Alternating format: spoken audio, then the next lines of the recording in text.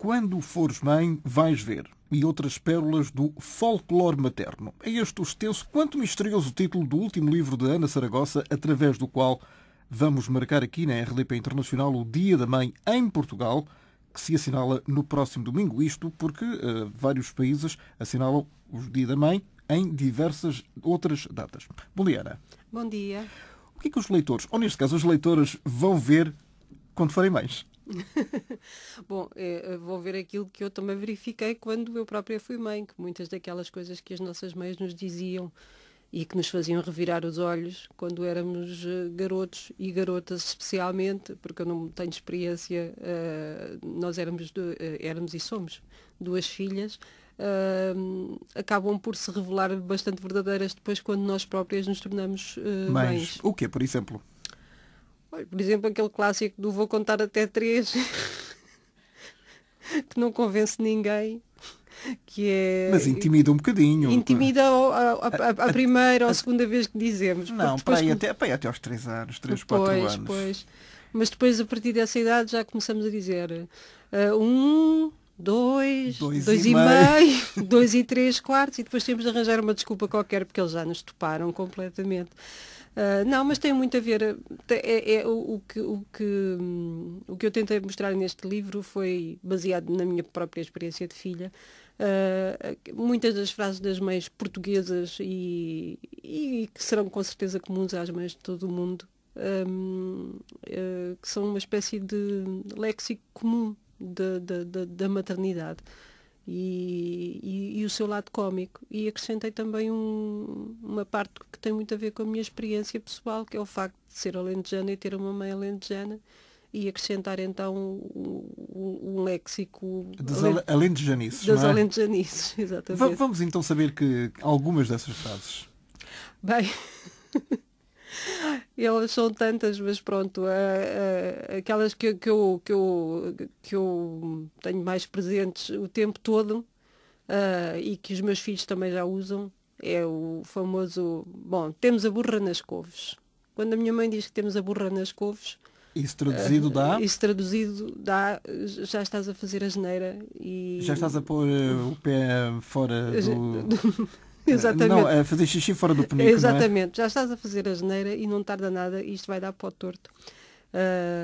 O termos a burra nas couves é uma coisa que já é usada mesmo pelos meus filhos também. Basta olharem já para a minha cara e dizem, já sabemos, mãe, temos a burra nas couves, não é? Portanto... Pois, isso é o que eles brincam, portanto, atiram para a cara da progenitora essa frase. Sim. Como se fosse deles, não é? Sim. Atiram. Sim. E dá resultado? Sim, normalmente, vejamos, eu como escrevo no livro, a minha procissão de parentalidade ainda vai no adro. Eu tenho um filho adolescente e uma filha pequena. Com que idades? A mais pequena tem 8 anos e ele faz 14. São controláveis? Completamente. Domesticados, entre aspas. Desde que a gente lhes dê de comer a horas e lhe muda a areia da caixa, como aos gatos. Aí eles são assim tão avançados, é? São umas feras avançadas ou não? Não, são exatamente como eu e a tia deles éramos na idade deles e como qualquer criança deve ser. Atenção, nós sabemos isso, mas nunca damos o braço a torcer. Exato. Nunca admitimos. Não. Eu digo sempre, quando eu tinha a tua idade, fazia isto e fazia aquilo e tal, mas eles já olham para mim de lado e é um bocado inútil porque já sabem perfeitamente. E agora com este livro então, ficaram mesmo a saber os meus segredos todos e já sabem. Os segredos da alcova toda da infância, não é verdade? Exatamente. Mas isso é dar-lhes uma arma para a mão. Eu não tenho esse problema com os meus miúdos por enquanto. Acho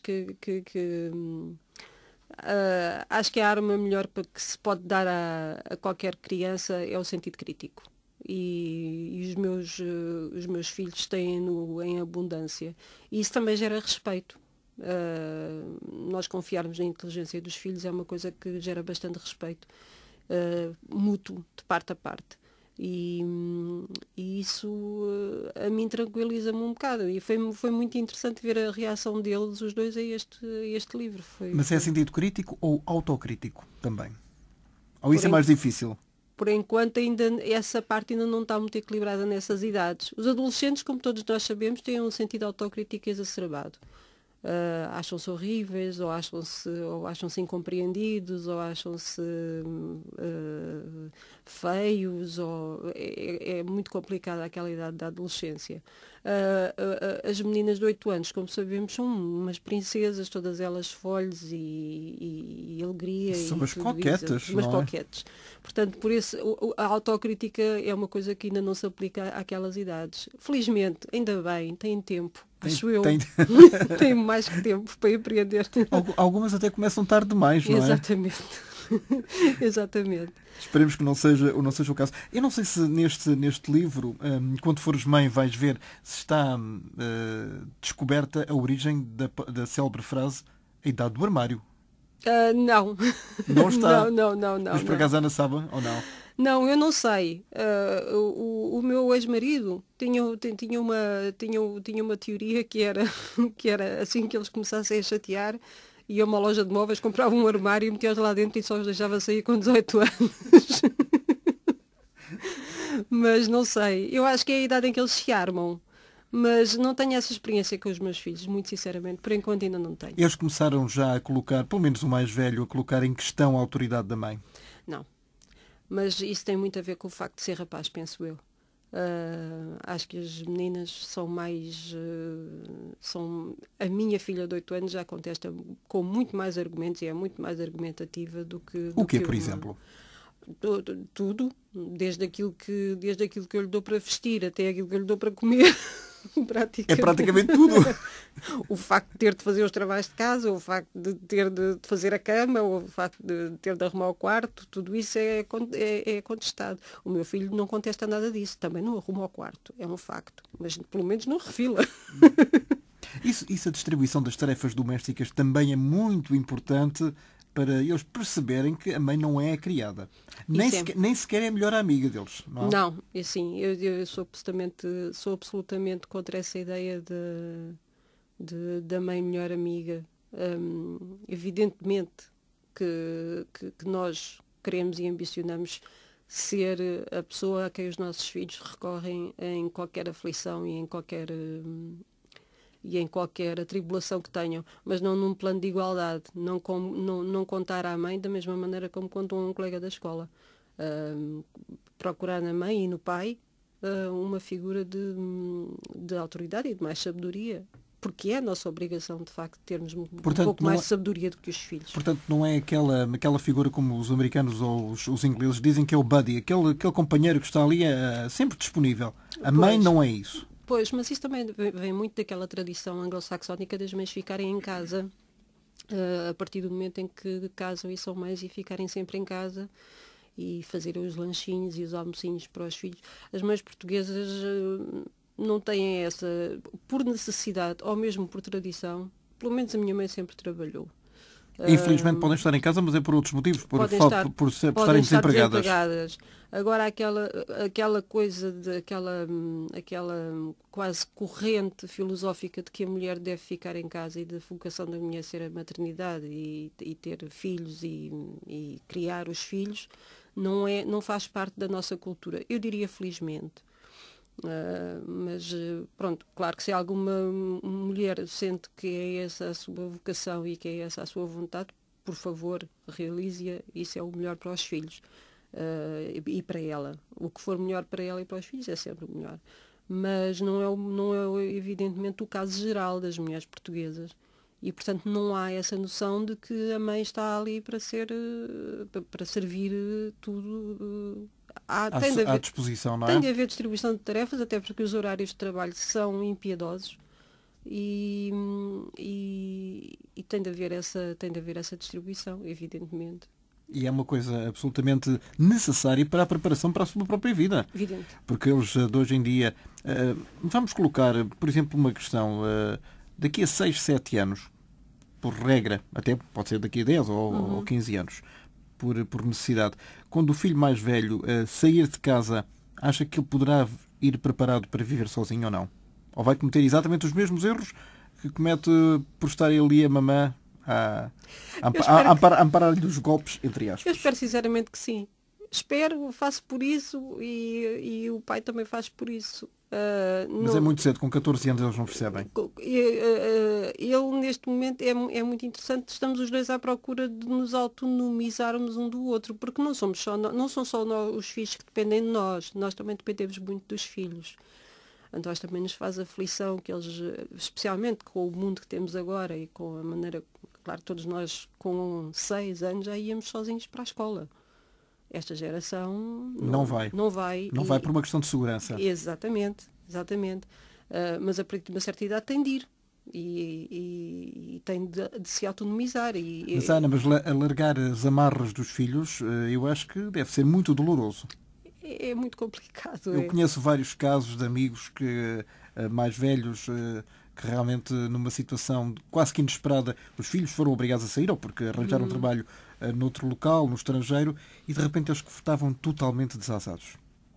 Ficaram desnorteados mesmo. Não, os filhos são a nossa âncora. Isso, para mim, não há dúvida nenhuma.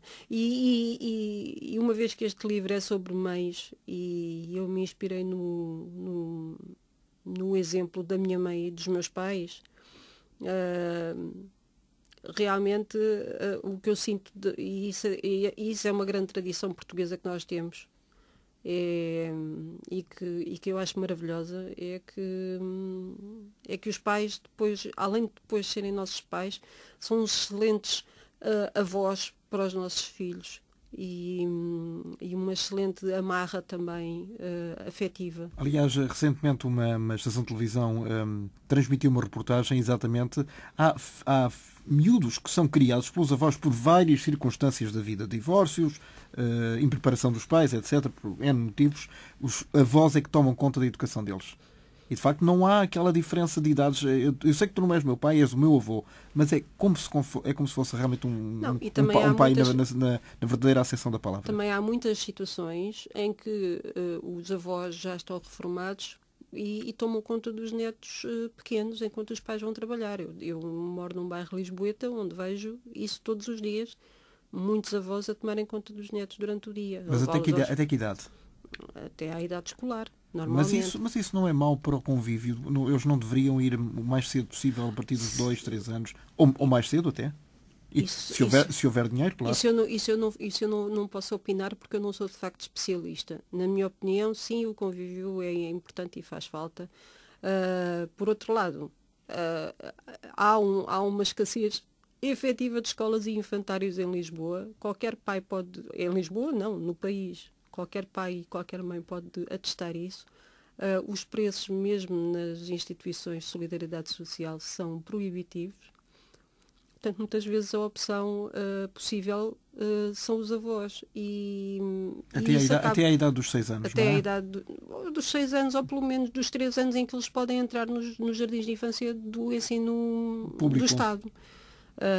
Portanto, mas são 3 anos, eu penso que são 3 anos muito bem passados. Eu, pelo menos, acho muita graça os meus pais não moram ao pé de mim, portanto, não tive essa experiência. Os meus filhos, e como eu, por ser tradutora e escritora, trabalho em casa, os meus filhos estiveram comigo até aos 3 anos.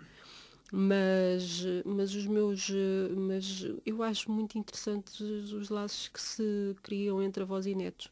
É quase como se houvesse como é que eu ia dizer, uma cumplicidade que passa por cima da cabeça dos pais. Aquelas coisas que os nossos pais não nos deixavam fazer e nos ralhavam e não sei o quê. Mas que permitem... É uma gracinha tão grande quando é o neto que faz. Quando o neto faz a mesma coisa, a mesma asneira. Mas sabe tão bem. E é uma gracinha e é tão engraçado. Tudo o que eles fazem é lindo e isso, ao mesmo tempo, que às vezes me irrita, porque a minha mãe, como está aí no livro, dava-me ralhices a toda a hora, e agora com os netos é um doce de caramelo autêntico. Ao mesmo tempo enternece-me imenso. Pronto, e acho que vou ser assim também. Os avós deseducam? Talvez alguns, se forem muito como é que eu ia dizer? Interventivos, Interventivos, deseducam, mas eu se fosse avó, eu tenciono de ser uma avó, um bocadinho como acho muita graça a ver aquele refúgio em casa da avó onde se come aquilo que não se pode comer em casa da mãe. Já se sabe que em casa também não se A mãe temos o peixe, depois temos as hortaliças, temos outros vegetais. Pois. E em casa da avó temos o hambúrguer. Exato. É verdade? É um bocado. Mas depois já sabem que quando voltam, volta tudo ao sítio. À real. À real. E então é assim, os avós são o recreio. E isso é muito bom. Porque para responsabilidade estamos cá nós, os pais. Eu acho que os avós rejuvenescem com os...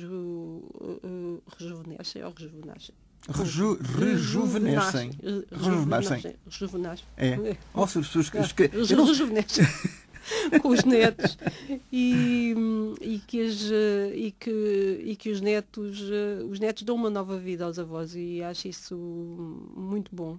E custa-me muito que agora que a vida obriga as pessoas a serem pais cada vez mais tarde. Exatamente. Porque estão a privar... E há mulheres que estão a pôr as carreiras completamente à frente da família. Mas compreensivelmente, porque já é tão complicado. Hoje em dia, um jovem licenciado ter emprego, quanto mais ter obrigações financeiras e familiares estritíssimas quando tem um filho, não é? Exato. Portanto, estão a ser com 40 anos, não é? Pois, exato. São cada vez mais as mulheres que são mães cada vez mais tarde. Exato. E são mães diferentes com 40 anos, por exemplo? Pô, a Ana, no seu caso, foi mãe pela primeira vez com que idade? Com 32. E há quem diga, já é muito velha. Pois, é verdade ou não? Sim, para a geração da minha mãe, sim, era muito velha. Mas tive a minha filha com 38 anos. Eu diria que fui uma mãe... Foi, não? É? Não, no sentido de mãe, de quando eu estive mais bem preparada do que seria quando tinha 20 e tal anos, a todos os níveis. Mais tranquila, mais instruída, mais culta, o que é uma coisa importante. Porque é muito importante nós sabermos como lidar com as pequenas coisas sem entrarmos em pânico. E isso vem muito da informação. Portanto, eu acho que fiquei a ganhar por ser mãe mais tarde. E financeiramente mais estável também ou não? Isso não existe. Não. Pelo menos na minha vida não existe. Eu sempre trabalhei a recibo verde. Fui atriz durante imensos anos, depois fui tradutora, inclusive eu faço legendas na RTP. E, portanto, eu sempre trabalhei a recibo verde. O meu marido era ator, era e é ator. Podemos saber quem é? É o Henrique Macedo, do Teatro Infantil de Lisboa.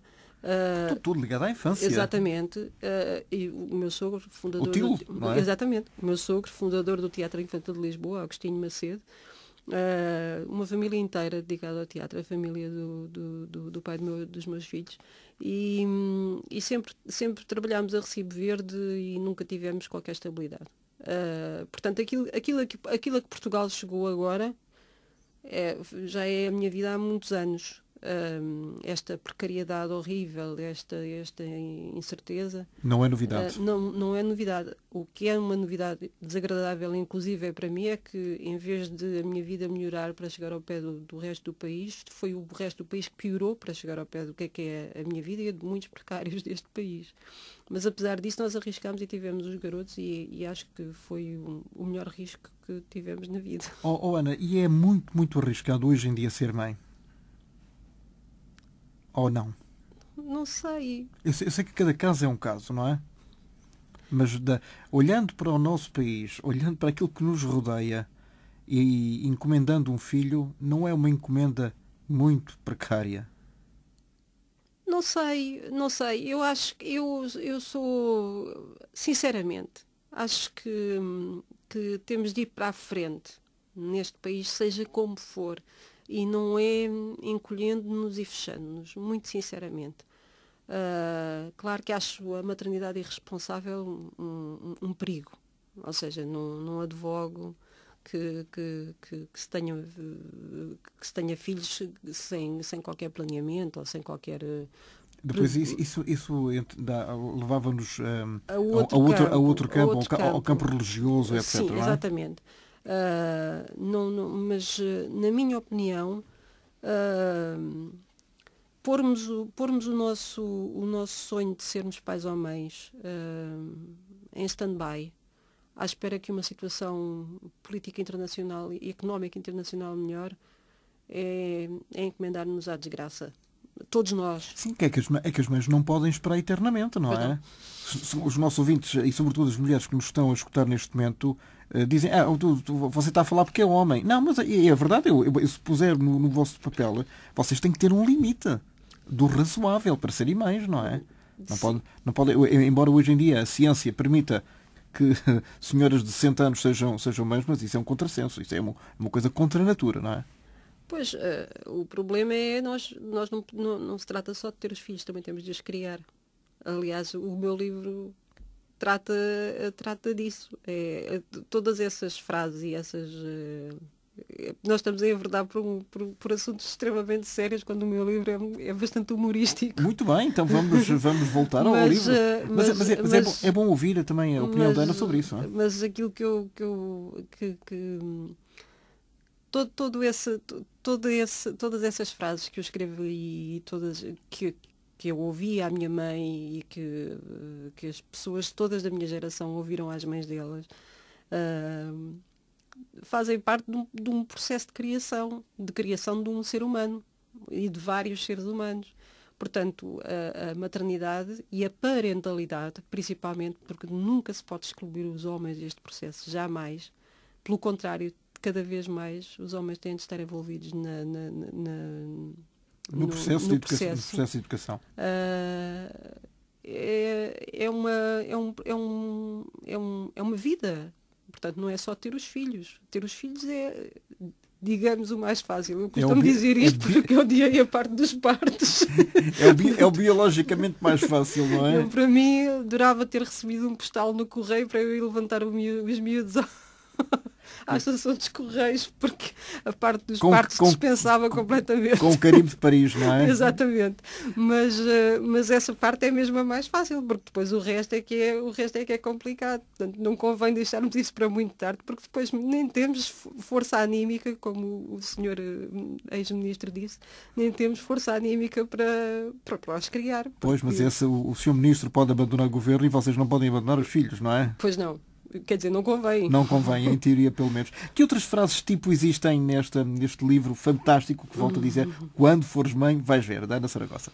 Não, há sempre esses, há aqueles típicos, aquela típica preocupação sempre com o aspecto físico, então mas tu vais sair assim, então mas já te penteaste? Isto com as filhas é muito complicado, com os cabelos, mas já te penteaste, estás toda despenteada, aí vão dizer que a tua mãe é uma porca.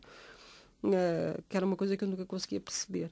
E havia uma frase que me fazia muita confusão, que era quando eu não queria alguma coisa e ela não me deixava fazer e eu chorava, e ela dizia, não faz mal, antes de chorares tu do que chorar eu. E eu nunca percebia porquê, porque ela queria que eu chorasse. Mas agora como mãe já percebe. Perfeitamente. Aliás, admito isso no livro. Há coisas que as mulheres só percebem depois da maternidade. É verdade. Sim. Ou depois de crescidas, nós em miúdos não temos a noção do perigo das coisas, muitas vezes. Eu, por exemplo, a minha irmã era uma bombinha de perigo e impotência, porque tudo o que ela fazia era pendurar-se de janelas, trepar ribanceiras, subir às árvores, atirar-se de sítios abaixo. Portanto, é muito natural que a minha mãe fosse super protetora em relação a ela, porque assim que alargávamos, ela fazia um disparate completo. E tem tudo a ver também com, pronto, a superproteção às vezes vem de uma certa falta de proteção que as próprias pessoas sofreram. A geração dos meus pais foi uma geração, ainda por cima os meus pais vieram do Alentejo e de um meio bastante, desfavorecido. E quiseram dar-nos precisamente o oposto daquilo que eles próprios tiveram. Mas isso eu acho que é perfeitamente natural. A ideia de um pai ou de uma mãe é dar aos filhos, sobretudo, aqueles que eles não tiveram. Não tiveram acesso à educação, não tiveram acesso a um bom emprego remunerado, etc. Exatamente, e não querem que os filhos passem por isso. Exatamente. E daí que seja tão complicado para eles compreenderem agora que nós não tínhamos uns empregos remunerados pelos quais eles tanto lutaram, pelos quais eles, como o meu isso pai, é uma injustiça. É uma injustiça muito grande, porque foi por isso que eles lutaram. foi para que nós tivéssemos e não temos. Ana, há pouco disse-me que a mãe não deve ser a melhor amiga dos filhos e a confidente. Eles dizem tudo aquilo que lhes vai na alma, tudo aquilo que lhes acontece, todas as dúvidas que têm para tirar, ou retraem-se um bocadinho. Sobretudo o mais velho, porque é rapaz. Bom, eu com o meu filho adotei porque há problemas com esta geração que nós não tínhamos realmente, porque temos as redes sociais, que é uma coisa que nós não tínhamos e não inexistente. Pronto, tínhamos o telefone fixo na sala. Para toda a gente ouvir. Para toda a gente ouvir. Não havia telemóveis, muito menos computadores e internet nem pensar.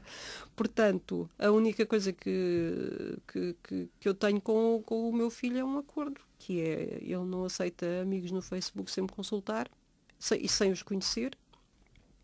Eu sei a password dele e comprometo-me a nunca usar, a não ser num caso extremo.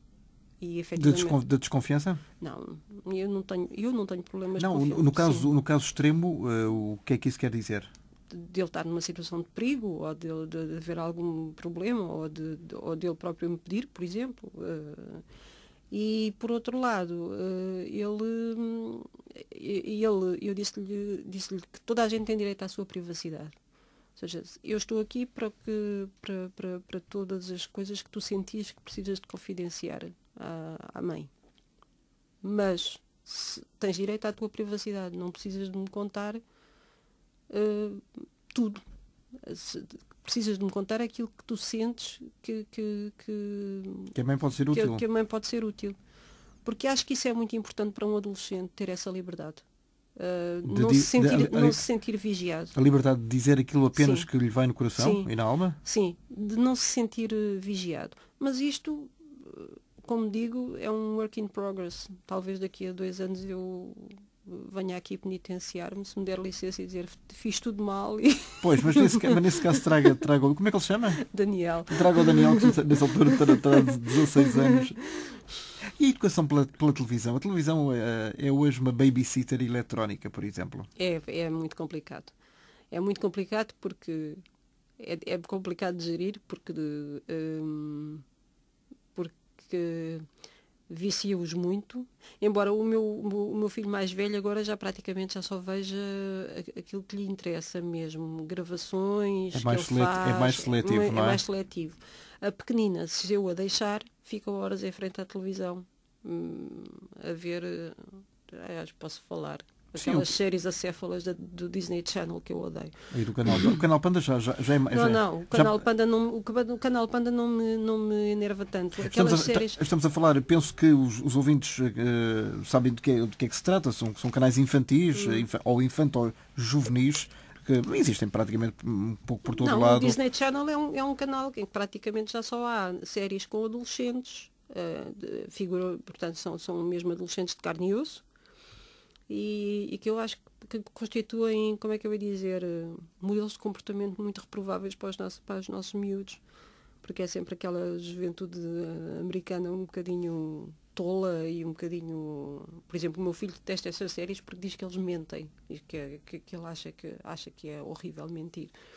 E então, mas é complicado dosear isso com os miúdos, e eu lembro-me, e atenção, isto não é um problema de agora, porque eu comecei a ver televisão, ainda vivia no Alentejo e eu adorávamos a televisão. Eu lembro-me de ver as noites de teatro e lembro-me.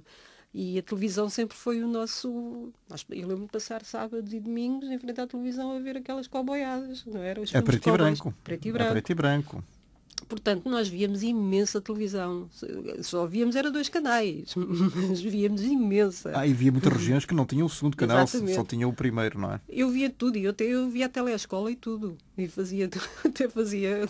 Os exercícios? Fazia os exercícios. Eu acho que era excelente. Ainda no outro dia falámos aqui sobre isso com Helena Matos, que é historiadora e conselheira técnica das séries Conta-me Como Foi e depois do Adeus, e de facto veio Alice, até por causa do livro dela, Os Filhos do Zip Zip, a história da telescola. Mas agora o que interessa aqui realmente são mesmo estas pérolas do folclore materno, que é, digamos, o subtítulo do livro da Ana Saragossa. Que pérolas são estas? Sim, como eu digo, são aquelas frases que as mães vão acumulando ao longo da vida que vão, como é que eu ia dizer? Que vão... Que vão debitando quando... Eu aqui na introdução digo que não é propriamente um colar, é mais não são pérolas, é mais um colar onde se vão acrescentando penduricalhos ao longo da vida. E há uma coisa, eu não sei se a Ana tem consciência disso, provavelmente isso aconteceu também com a sua mãe. A partir de determinada altura e de determinada idade, naturalmente deixam de se usar. E deixa de se ter essa postura quando os filhos crescem e quando as ocasiões deixam de... Ganham-se outras, não ganham-se outras. Eu aqui digo na introdução que é muito difícil nós reconhecermos o crescimento de um rabo que limpámos inúmeras vezes. Ou seja, as nossas mães de vez em quando continuam a dar-nos, especialmente às filhas, continuam a dar-nos uns sermõezinhos de vez em quando. Já nós, nos 50 anos, ainda ouvimos os sermões das mães. A Ana já chegou àquela altura em que o Daniel já não quer dar um beijinho à frente dos colegas? Já. Já chegou a essa altura? Já cheguei. E não tem pena? Tenho, mas ao mesmo tempo orgulho-me. Acho interessante. Achei muito engraçado ontem porque íamos na rua e eu muito naturalmente, atravessámos a rua e eu muito naturalmente pus a mão a travá-lo a ele para ver se vinha algum carro. E ele virou-se para mim assim: mãe, estamos em público. Não me envergonhes. Não me envergonhes. Quer dizer, porque ele tem 1,72 m, ele é muito maior que eu. E eu a pôr a mão à frente dele. Mas é instintivo. Completamente instintivo. Completamente instintivo. Milhares de vezes que fez isso, não é? Sim, exato. E de dar a mão instintivamente antes de atravessar uma rua, tudo isso... Mas isso é a segurança, pois, isso faz parte da educação, não é? Pois faz. Mas isso custa muito a largar. É um facto. Não há dúvida nenhuma que... Mas vê-los, como é que eu ia dizer, autonomizarem-se e crescerem, isso também nos orgulha muito. A mim orgulha-me imenso. E aquela coisa de, sobretudo aos mais novos, só te dou ou posso-te dar um determinado brinquedo ou uma determinada guloseima se tiveres boas notas. E então eles têm boas notas em função da prenda que se lhes dá. Pois eu não sei, eu isso não faço por princípio. Mas há quem faça mesmo, não é? Pois, é uma espécie de chantagem quase que inconsciente. Pois, exato. Isso não, como não fizeram comigo, a mim sempre me foi dito que o trabalho dos pais era trabalhar, o trabalho dos filhos era estudar. E trabalharem o melhor possível naquilo que lhes era dado a fazer. Ele já tem, o Daniel já tem, e eu dou aqui o exemplo do Daniel por ser realmente o mais velho, já começa a ter algum horizonte do que é aquilo do que quer ser, do que quer fazer, ou ainda não? Desde os 8 anos. Quer ser historiador. É Historiador. Completamente louco por história. Foi uma péssima notícia aquilo que o senhor economista Camilo Lourenço disse no outro dia, que os licenciados em História não faziam falta nenhuma ao país, porque... E quem é que é o Sr. Camilo Lourenço para o dizer? Pois não sei, não faço ideia. Nós temos comentadores para tudo. Portanto, sim, e dizem tudo o que lhes vem à cabeça, não é verdade? Mas gosta muito de História. E sabe imenso e estuda. É mesmo um estudioso. E portanto já sabe desde os 8 anos que quer ser historiador. Eu pergunto isso porque tenho várias pessoas na família, primos e sobrinhos e amigos, chegam aos 18 anos, concluem o 12º ano e não sabem o que é que querem fazer. Eu acho que é dramático. Estranho isto nem vai com psicólogos, não é? É estranho Fazem todo o tipo de testes, depois sim, talvez aquilo... Vou experimentar. Depois experimentam 1 ano, experimentam 2 e estão ali a perder tempo. E não sabem que estão mesmo a perder tempo na vida. Pois, mas é que também se instaurou muito esta cultura da fama e do sucesso fácil E isso também influencia muito. Sim, mas nem todas, Ana, nem todas podem ser atores e atrizes, modelos ou futebolistas. Pois, mas tentam. Quer dizer, basicamente são estas 3 áreas de atuação. Se entrar numa sala de aula, se entrar na sala de aula da minha filha e fizer uma sondagem, vai ser essas 3 profissões que vai encontrar. Que eles vão querer. Mas isto não é, voltando à televisão, isto também não é uma informação absolutamente errada sobre a vida real? É completamente. É erróneo. É. E vem muito, mas vem muito da cultura da fama instantânea. É muito mau, porque depois quando essas coisas desiludem, desiludem com muita força. Sim, e o problema não é só das crianças, o problema é dos próprios pais que põem logo as crianças a pensar nisso. Ou seja, não são as crianças. Incentivo até para não são as crianças de modo próprio que se na vão publicidade, inscrever, não é? que se vão inscrever em agências de modelos. Não são as crianças. São os pais que fazem isso. E são os pais que fazem que tentam que elas vão a reality shows na televisão, que vão a concursos de talento. Portanto, logo aí estão a criar expectativas falsas aos filhos. Isto para não falar daquele exemplo máximo dos americanos com aquelas crianças pequeninas. Estou-me a recordar do filme do Little Miss Sunshine, em que há uma criança que não tem mais que 5, 6 anos e que aparece nos concursos de beleza. Exato. Absolutamente maquilhada. É um caso de polícia, são casos de polícia para mim. É abuso. É abuso de crianças, não é? É abuso. E eu tive um caso, aliás, tenho um caso na família e o falecido António Feio era outro caso, que foi ator em criança e o meu cunhado, Carlos Macedo, que agora é um dos maiores atores de dobragens deste país, e um excelente ator de teatro também, foram atores em pequeninos e depois tiveram imenso trabalho, porque eram umas gracinhas de garotos e faziam imensa coisa, e depois aos seus 12 anos começaram a espigar, começou a voz a mudar, começou o bigodinho a aparecer e deixaram de ser solicitados. O que isto faz a um ser em crescimento é uma criança, complicação. É muito mauzinho, não é? É muito mau. Eu queria agradecer muito à Ana Saragossa. Já passaram quase 40 minutos, por incrível que pareça. A Ana, autora